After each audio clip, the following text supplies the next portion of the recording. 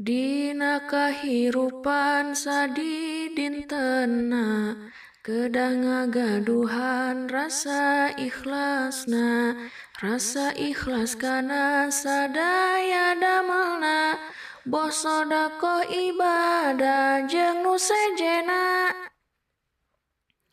Henteu ngaharepkeun kana buruhna, henteu ngaharepkeun kana babalesna, tapi hese kana dilakonanana, ieu ikhlas babari diucapkeunna.